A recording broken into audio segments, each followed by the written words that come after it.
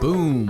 What is up, everybody? Welcome back to Mount Mograph Summit 71 Greeble text inside Adobe After Effects. Yes, I know I've been gone for a while. I'm really sorry. I'm actually going to become a freelancer, I guess. I left my job on, last Friday, and I'm moving out to Denver. So a lot has been going on, but I don't need to bore you with all those details. What I am going to do is bore you with this wonderful video, which sounds even better, right? So anyway, what this is Greeble text. That's not necessarily a thing, but it's something that I think kind of does justice for this effect. So if you don't know, this is actually something I just learned about. So if you don't know, it's probably normal, but this is Greeble. It's this word. I'll throw a Wikipedia link to it below. And that is basically making a simple object like a cube more complex just by putting tons of crap on it. And so this you'll probably see in like sci-fi videos like Star Wars, Star Trek, all kinds of stuff like C-3PO, it says. I don't know, I'm just literally reading words off this page. But yeah, so it's like making something more complex than it is using just some kind of basic techniques. So basically I was thinking about it and I came up with this Greeble text inside After Effects. So we're gonna make a very simple little logo or whatever you want, and really like kick it up a notch and make this like Greeble-fied, overly complicated, really cool motion graphic thing. And once we're all done with that, we're gonna go ahead and then maybe kick it up another notch because why not, and just make it look even more like science fiction-y, cool, and distorted. So I'm calling this the Greeble text in After Effects. I probably said that 1,000 times, but I think it's a lot of fun. And what's really fun about this technique is you can be so dirty with it. And what I mean by that is just like loose with it, and it makes animation really fun. So let's go ahead and just grab a logo. I've just kind of was playing around and I made this stupid little symbol here, and if you want to use your own graphic, I'm just going to go over how to set that up super quick once Illustrator opens. Hey, this guy totally fits like the Star Trek theme of this, and look at my windows all over the place. Let's see if it opens here. So I was going with white text. It's actually in the background. Let's see here. But yeah, so there it is. That's my logo. And so basically what I did is I drew this little logo and then I split it up into different layers, and that is if it's all built on one layer, you just have your layer selected and you go up here and do release to layers sequence, and then you just drag them out. So all my little elements are on their own separate layer, which I thought was important for this thing. You totally don't have to do it. You can just do a straight graphic, but just real quick, that's how you can set it up if you want. So I'm gonna go delete that, and I still have all my white layers. I'm just going to save it and hop on back to After Effects and import it. So I know this is on my desktop here, so I'm gonna go grab that and make sure to import it as a composition and retain the layer sizes. So I'm gonna go ahead and open this, and as you can see, we have this really sweet logo. I'm gonna go ahead and select all these layers here and actually click the continually rasterize, just so the edges stay nice and sharp even if we zoom in. Like this. So I wanted to make this cool, and like I said, this was all very loose animation, and that's what made it really fun. So first what I did is if you import it, you're gonna have all your anchor points in the middle. You can do whatever you want with this just as a base animation, but what I'm gonna do is move all the anchor points over to this side, so you can use your pan behind tool, or you can use the motion 2 tool if you want. But anyway, I just did a really basic little scale. So, you know, nothing fancy. I went ahead and just unclicked these little guys. Actually, I can probably just do one and click 0. And so now we're going to have a really nice little build-on effect. Wow, that's so nice. And then maybe add a little bit of easing here. And this is just our base that's going to be behind everything. I'm not even sure if you're going to notice it when it's all said and done, but why not? We're trying to make it look overly complicated, so I guess we'll just go with it. So there we go. We have that build on.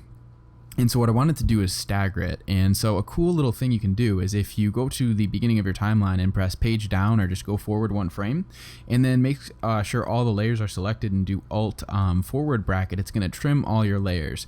And then from there you can right click and go down to Keyframe Assistant and click Sequence Layers, and just don't do any overlap. Click OK, and then you can just drag your layers out. So it actually kind of like auto sequences it for you.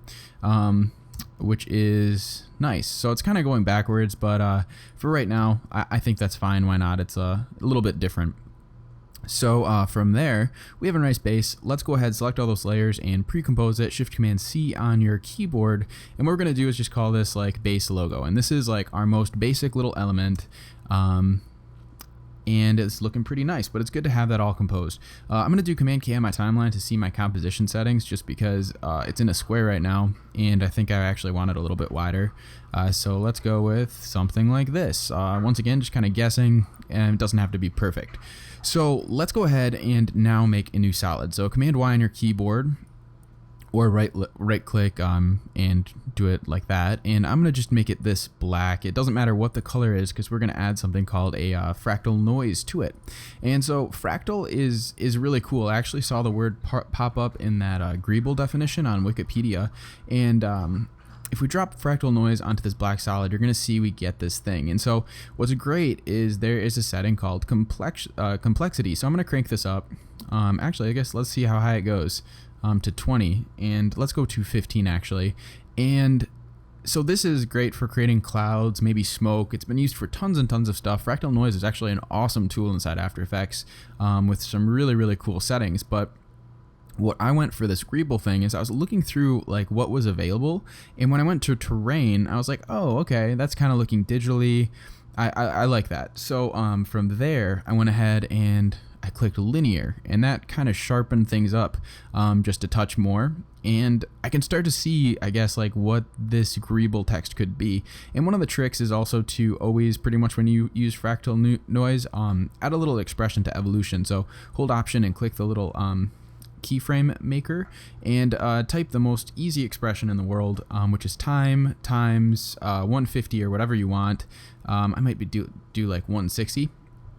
And then a semicolon just to close that. You don't have to, but basically that's saying reference our time and times it by 160. So this value is just always going to be spinning. And so what you get when you do that is you're going to get this little animation, I guess, playing. It's going to be cycling through all those settings for us and making it kind of cool. So this is still not quite what we we want it to look like. You know, it's cool looking, but it doesn't look greebly. And I'm sure that's not a word, but so what I did is I just cranked up the contrast, and pretty much well, to be completely honest, I just played around with the settings until I started to get a cool effect. And with this, actually, you know what? I feel like I'm probably clicking the wrong one. Let's go and look at the noise type and actually switch it to block. There we are. That looks way more greebly. Before, I think linear, I was hoping that would be the right thing, but block is actually what we want. So as you can see, now we're getting like this really nice digital looking thing. I wish I had better words for that, but let's go ahead and just do some nice basic settings. So maybe like 45. I don't know. I kind of just guessed on this, and let's go into our transform. You can hold Command and click this arrow to toggle everything down and see. And we're going to actually scale up this effect just so we actually have bigger blocks to work with, because we want to use this as like a luma matte. Because whenever you have black and white, that's you can take the lumosity and actually use it as like a matte for your layers. So let's go ahead and maybe just play around with this brightness till we start to get some good contrast. So actually, I guess negative works better. So I'm going to do negative 55, and it looks like my scale is pretty good. I'm going to knock it down to about 355 here. And then I'm just going to click my base logo layer and do a luma matte on the black solid. So in just about no time, we're starting to get this cool little animation. So what this is doing is revealing our text, but since we have our evolution changing, we're not ever really seeing the whole text effect. So the problem with that is actually super easy to fix. If you go back up into your black solid, which I guess I will rename Noisy Boy, spelled pretty wrong, I don't know why I did that, but we're going to set a keyframe on both our brightness and our contrast, and just play around once again with those settings really loose and just see what happens when we start tweaking them. So if I turn up the brightness, it looks like I'm actually revealing my logo. So I guess I don't need to play around too much because I found the right setting.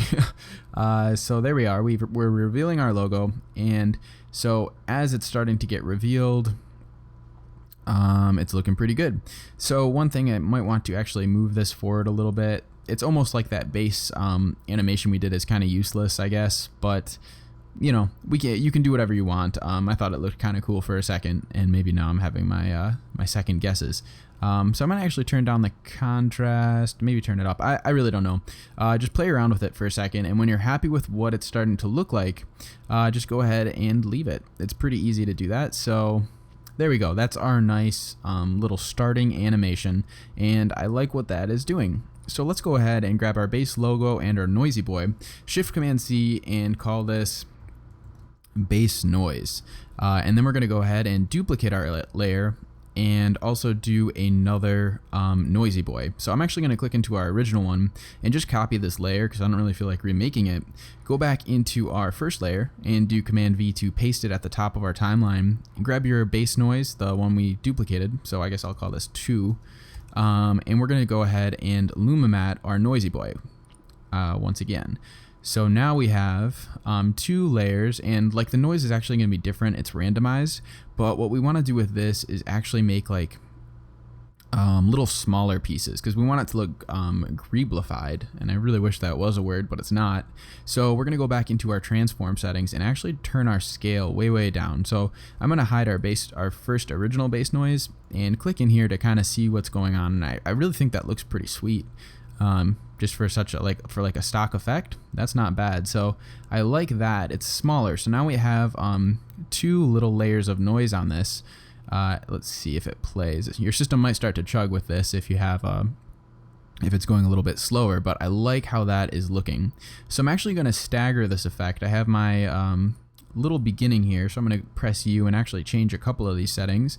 Let's play with the complexity and just see what we can get out of this.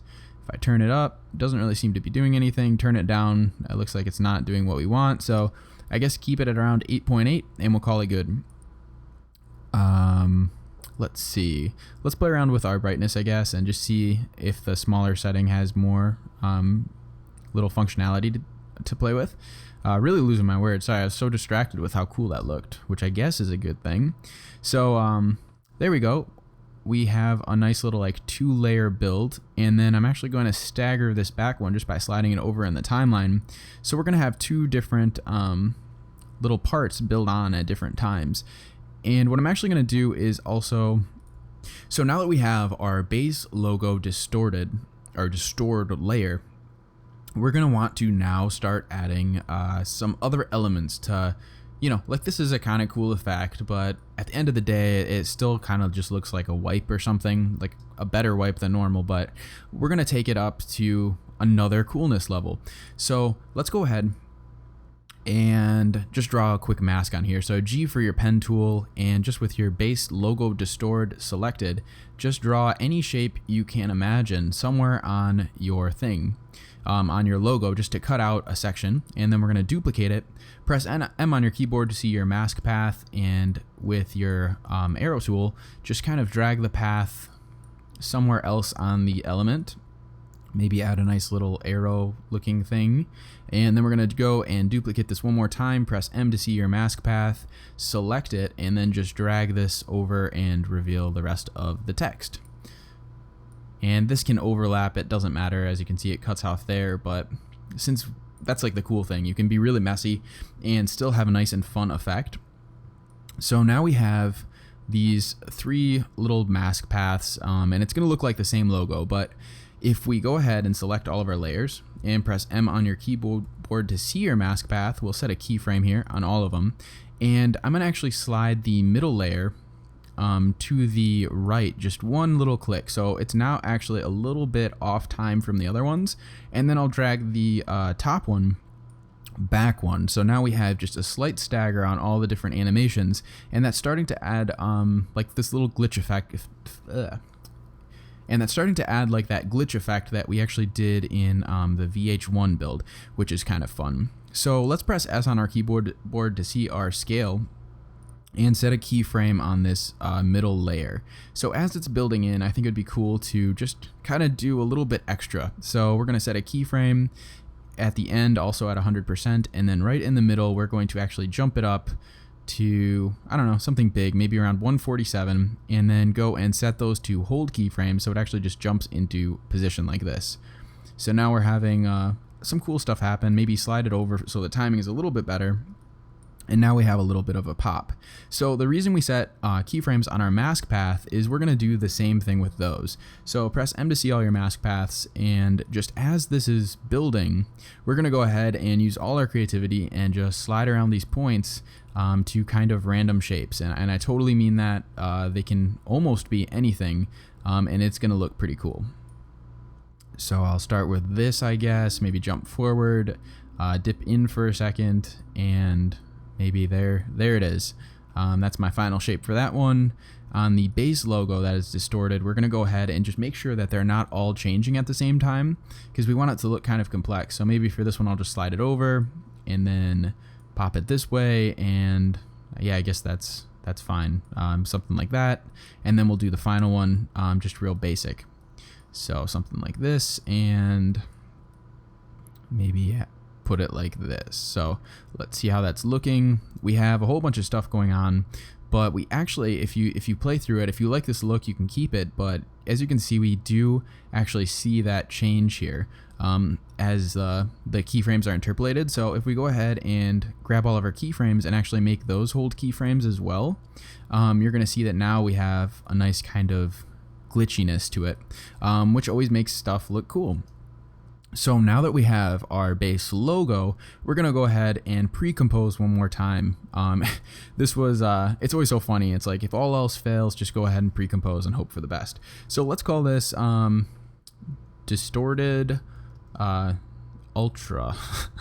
This is actually really fun to do. Yeah, this video is just so much fun to make. I'm not even kidding. Like, I'm actually forgetting I'm making a video, and I'm having too much fun doing it. So I guess that is a good and bad thing. So there we go. That actually almost looks like some origami in there. Maybe that's something to play with down the road as well. But so I think that looks pretty dang cool. So what we're gonna do is now start to add some cool background elements just to, like, I don't know, make it look more interesting. So let's go ahead and just draw a rectangle, because those are normally pretty dang exciting, just right over our logo. And I'm going to go ahead and, if you click Option, you can actually cycle through the different styles of fill. And I'm going to turn on my stroke and just pick like a really bright neon color. Bright pink looks pretty good. Man, I wish that After Effects in the new update to 2015, it doesn't show the color changing. I don't know why they did that, but that's silly. Anyway, let's go ahead and just, yeah, that looks pretty sweet. So let's add a glow effect, because everyone knows that is one of my favorite things and something I use way too much, but it always looks cool. So let's go and turn up our glow radius, I guess, and I don't know. Once again, this is one of those ones where you just play around until you get some color changes that you like. So I guess I'll go into like the ultra pink, since we are in an ultra composition, and then just drop it behind your logo. So what's cool is our logo is kind of see-through, so we're gonna get like that light leak of our little object behind there. So let's go and press T on our keyboard for our opacity. And this is another funny thing. So actually, if you hold Shift and press S, you can pop up other properties if you hold Shift. So I'm gonna set a keyframe on both of those, and actually I'm just going to fade in and out the opacity here. So I'll make these into hold keyframes. If you do not know how to get these hold keyframes here, if you right click and go down to, or sorry, you don't right click, you go up to animation and you go to toggle hold keyframe, that's going to make them hold keyframes or linear keyframes. So I'll set those to hold keyframes. They look a little different, so I'll still do it like that. But yeah, we're just gonna go ahead and flash the opacity here just up and down, because that's cool. And there we go. So it's starting to look a little bit glitchy. We can go ahead and just copy these keyframes and paste them. So now we have a couple more flashes in there. That looks cool. I will hold Option and just drag back and maybe just drop those somewhere randomly in there. So maybe there's more flashes. We'll see. Maybe copy one more time and paste. So it's like I said, a very loose technique, but I think that looks pretty cool and I'm happy with that. So we actually didn't even do anything with scale. We just have those like 2-ish flashes, but I think that's nice for that element. So I'm gonna call this rectangle or rect, and we're gonna go ahead and make a couple other elements. So just with your pen tool and holding Shift, we're gonna draw just a really basic shape. I think I went with like an X or something. So those are my drawing skills, I guess. That's kind of embarrassing. And I'll make this yellow, and we'll just go ahead and copy this glow effect because we probably don't want to reset stuff up. And so it looks like the glow radius on this color is a bit too much, so I'll knock this back, and I'm cool with that. So I'm going to go ahead and center up this anchor point and maybe rotate it 45 degrees. And now you can get artsy and put this somewhere cool on your animation. So I'm going to call this X and drag this to the bottom or the top. It doesn't matter where you want to put this. And actually what I'll do is just press T to see the opacity on this layer and just copy those keyframes. And I guess auto save the project, After Effects. I'll copy those and just paste it onto that layer as well. So now I might just drag it backwards, hold Option, drag them out, and just drag these around. We'll see if that even works. It's actually crazy the amount of keyframes that don't do anything in this sequence. So I'm gonna maybe delete some of these and grab those, copy them, paste them. There, I now have a couple flashes, and that looks pretty sweet.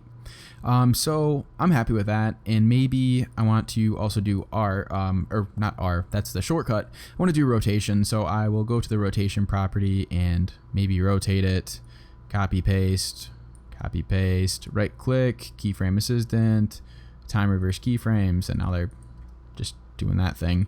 I don't know if that's something you like. I don't even know if I like it, but that's kind of fun. I don't even see it happen though, so I guess I'll delete it. But basically the point of that is go ahead and just play around and just come up with some random shapes moving around. The more complex the better, I guess, for this effect.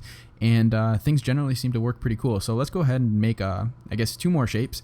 I'll make a nice L because that is a cool shape. And we'll make this maybe bright purple. And that's cool. We'll copy our glow effects actually from the yellow one and see if that works better. And ooh, that's nice. So I'll drop that right in the corner. And let's go ahead and copy our opacity from our X layer because that one actually looked better than our rectangle one. So paste those on the property, go forward, and let's see. I'm gonna just drag these back and maybe. Actually, I have 2 purple elements, so I guess we'll go with a maybe a green. Yeah, green will probably be cool. So now we have these 2 elements, and that looks nice. So with this, I'll call this the L layer, and I'll keep it on top. And maybe with this one, I will just drag it over. Actually, if you hold Option, drag it out. Maybe make those changes a little bit slower. That's cool. And let's add one more element. So a lot of these are kind of static and not doing too much. So if you want to make it greebly, I think it's important to add a couple other elements that are actually moving. Like these are just flashing, and that's all well and good, but they're not really doing anything. So let's go ahead and just grab a circle. Pick any color you want. We'll go, generally the brighter colors seem to work better for this effect. So I'll actually go with like a red. Draw a circle here. We'll set it in the middle. If you hold Command and click this arrow, we'll go down, go to Add, and we're going to do Trim Paths. Hold Command and click this little arrow here. We'll set Start, End, and Offset, and press U on your keyboard. And we're going to do just a really, really quick animation like this, and maybe do some circles. And I don't know, that's probably fine. See how that works. That's nice. Drag that out. And there we go. We basically just want some element to be not to be swimming, to be spinning, and that should look like a cool effect. So maybe start like that, and that's fine. You know, we don't have to spend too much time with it. Go ahead and copy this glow onto this layer. Looks like I got another pink layer miraculously. Maybe turn my glow threshold down just to kind of get that red back, and add some easing to this. These keyframes here, and now we have a cool little spin. So I will grab these here and maybe make it happen a little bit quicker. And now we'll go ahead and copy that wonderful opacity change that we were doing for the other layers and paste that onto our now spinning shape. So now we're going to have both it spinning and flashing. So I guess you should warn people if they have seizure problems before they watch this, but I guess I should have warned you before I made this, but I'm warning you now. Anyway, let's go ahead and see how this is going. That looks fine. Maybe delete these end ones. They're not really doing anything. and I have that nice little spin.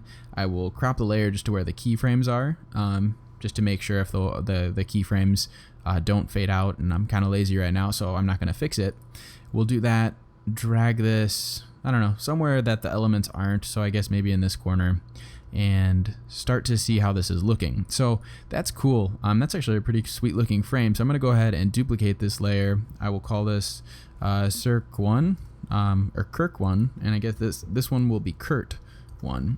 And with this one, I'll just do a little scale animation here, and press W for the rotation and spin it a little bit and switch the color. I don't think we've used a blue yet. So there we go. And then just offset it a touch. And now we have a really cool little double spin thing. And with this one, maybe you need to turn the threshold down and, I don't know, make the color pop a little bit more because it seemed a little weird. I don't know, whatever you want to do. So there we are. We have our nice little Greeble text build, at least the start of it, and it just is like starting to look kind of complex and really fun. So let's go ahead, and since we're kind of hitting a dead end with this comp, we'll go Shift-Command-C and pre-compose everything into finished Greeb.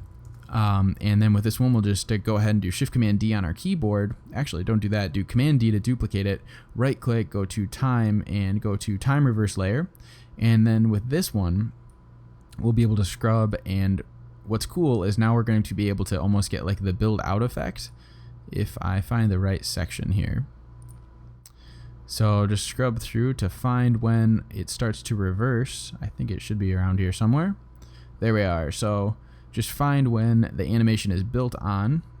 So that's going to be right there, and then just crop it with your forward bracket or back bracket, alt back bracket. Scrub forward in your timeline to when the original one, the bottom layer, is built on, and just do alt forward bracket and drag this layer back. So what's cool is now we're going to almost have a perfect little build on and build off just by time reversing that layer. So that is, I guess, the base of this first step of the animation. So that probably stayed on a little bit too long, but we'll go ahead and tweak that in yet another composition. So I guess yeah, this is a funky tutorial summit, whatever you want to call it, but yeah, this is it's really just like, as much as you play around, I think sometimes it's nice not to be as structured as like following a video or trying to do things perfect. I think you can come up with some really fun stuff just by clicking randomly and pre-composing and starting to get things kind of crazy. So I'm happy with that. We'll do Shift Command, or grab everything, Shift Command C, and I'm going to call this Greeble Final, because I think we made it to the final composition here. So we're going to go right click Time, and we're going to go to Enable Time Remapping. So this is can be a kind of funky effect. And what it is basically, if you set a keyframe, you can move the keyframe, and whatever you set the keyframe on, the picture you see is going to move to the keyframe and then adjust the time so like for what you're seeing. So if I am happy with everything and right about here I actually want to happen quicker, I'm going to set a keyframe and then just drag it back in my timeline. So now there's going to be a little bit of processing. I'm going to knock this down to half just so it goes a little bit quicker, and now that section is going to actually pop up faster. So now it's at this point. I'll scrub forward my timeline to here. I'll set a keyframe because I am happy with that. Scrub forward, and let's see when it starts to build out here. So I guess I will set a keyframe here and just drag this back so it actually happens quicker. And then I just need to find the actual like end point of this whole build out, and that is, we'll call it right here. And so with this, as you can see, we have a pretty large gap, so I'll just snag this guy back here and set my timeline, or my work area. And now when we play it, we're going to see that we almost have a nice little like snappy pop to everything, or at least getting through those sections quicker and making it look even more like hectic and frantic. And that's really fun. So let's go ahead and just wait for it to preview, and then we'll go ahead and do that, kicking it up another notch and making it into the final colored version, which should be kind of fun as well. So there we are. Just one more second here, and we'll see how this is looking. So there's our build. It happens really quick. It's really complex, but it's really easy to go ahead and fix. And I wish we hadn't done that animation at the beginning. I don't like it, but still looks kind of cool. So actually, I was kidding. We need to do one more little composition just for the ease of everything. So I'm going to do Shift Command C, and I'm going to pre-compose this one as to time fixed Greeble.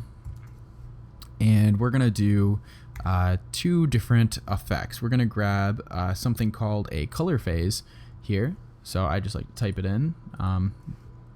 Color, I thought it was called a color phase. Let's see what it is. Color offset, maybe? Is that what it is? Color offset, not color phase. I wish it was color phase. We're going to go ahead and just click a keyframe on all of those guys. Press U on our keyboard, scrub forward in our timeline to when the logo has pretty much hit, and set another keyframe for those. And in the middle, what we're going to do is actually go to the beginning, and just randomly turn all these values. And so what this is going to do is literally offset our color as this is going through our animation. So maybe scrub forward a bit more, scrub back, and let's go ahead and make these into hold keyframes too, actually. And now they're going to be like quick changes. So I guess you can totally just start going nuts with these colors, these values, and just see, I guess, what you get. But what's cool is you're now able to change all our composition's colors just from this one effect and get like a ton of different variations to everything we're doing. So that makes it look even more glitchy. Go forward in the timeline, and when it's building out, I'll just paste those effects, right click, actually keyframe assistant, time reverse keyframes, and maybe make those quicker, copy them, paste them, I don't know, just get pretty crazy with it. And then actually I hate how slow that builds out, so I'll just do T on my keyboard, set a keyframe on my opacity, and then just have it fade out quicker. So now when we play this, we're going to start to get just some really, really cool colors and all this nutty animation. But what isn't cool about it is it doesn't look complex and crazy enough. So what we're going to do is add one more effect here. And this effect is actually a really, really fun one, but kind of like an old school one, I guess. I haven't really used it too much, but I thought it was the right tool for the job in this case. So it's called a Bezier warp. If you click it and drag it, you're going to see that we now have all these little corner points, and when you bend them, it'll warp our animation. So let's go ahead and set a couple keyframes. So when your logo is all built up, just go ahead and click everything, because I don't know what we're going to change yet. Go forward, and when your logo starts to build out, press U on your keyboard to see all your keyframes, and just click all these effects again to make sure you've set keyframes. And now what we can do is just go ahead and like really warp this. So maybe squish these by dragging these handles in, maybe warp this up by doing this, and that might have been like a pretty intense warp. Maybe I'll drop that back a little bit. You can't even see what's going on. And then go forward a little bit, maybe just like warp this side in, maybe warp this side in, pick this one up, and then we're going to set all of these to hold keyframes. And now we're going to have like a couple other kind of pops, changes to our animation. Copy some more stuff, paste it. Like I said, there really is not like a perfect way to do this. It's at the end of the day, it's whatever looks good to you. And so I guess that was the point of this video. It's kind of just like, you know, you can have fun with these summits, and I hope you do. But there's not like a perfect way to do it. And at the end of the day, it's totally just like playing around on the computer and having fun, because I think that's what makes some of the coolest animations. So there we are. I've totally just like clicked around on stuff, and now it looks like I have probably spent a long time animating, and I think a lot of it was just kind of experimenting and just having some fun. So anyway, this was Greeble text inside Adobe After Effects for Summit 71. I do apologize for not posting as much as I used to. As you can see, I'm very, very rusty, and I promise as soon as I get to Denver, I will be uploading much, much, much more regularly with a lot of cool videos. So if you had fun with this video, leave a like, leave a comment, or subscribe to the channel. Anyway, you guys rock, and I'll catch you later. See ya.